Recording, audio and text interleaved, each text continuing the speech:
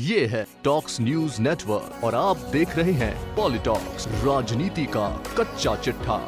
7 साल मुझे अध्यक्ष बने हुए हो गए और मुझे लगता है कि इन 7 सालों में मैं इस अध्यक्ष रहते हुए पार्टी के लिए और पार्टी के माध्यम से आम लोगों के लिए जो मुद्दे उठा सकता था, काम कर सकता था, मैंने किए।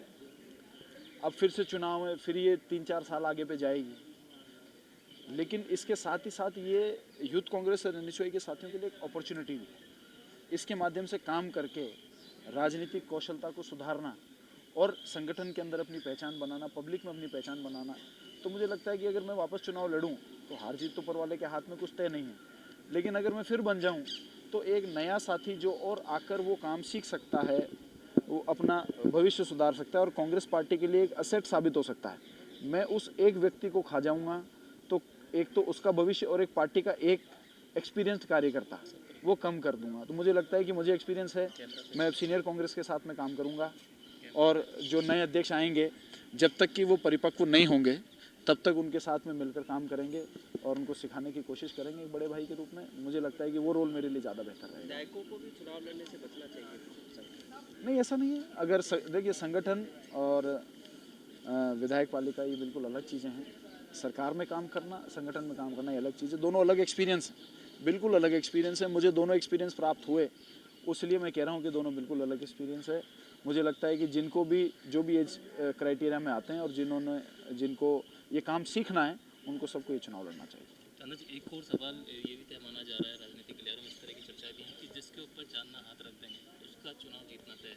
तो किसके ऊपर हाथ रखेगा? आपका रोल रहेगा या न्यूट्रल? जिसके ऊपर वाला हाथ रखेगा और जिसके यहाँ पर लिखा होगा और जिसके कर्म में दम होगा वो अपने आप स्वतः ही जीत जाएगा। ना तो किसी को चांदना जिता सकता, ना कोई और साहब जिता सकता।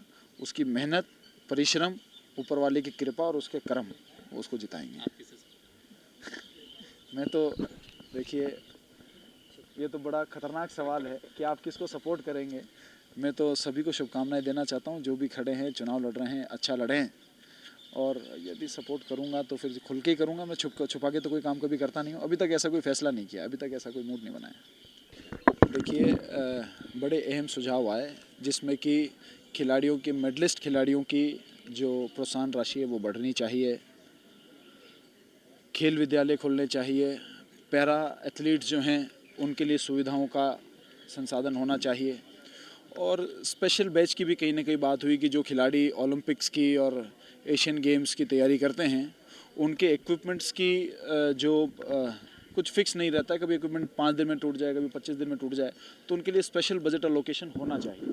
तो मुझे लगता है कि ये हम लोग पहले से कहीं ना कहीं खिलाड़ी होने का मुझे ये फ़ायदा मिला कि ये जो इन खिलाड़ियों की भावनाएं थी ये पहले से हम लोग एज ए प्रपोजल भेज चुके हैं। तो मुझे लगता है कि ये बहुत वाजिब मांगी थी और इस मीटिंग का एक बहुत बजट के अंदर बड़ा पॉजिटिव असर होने वाला है।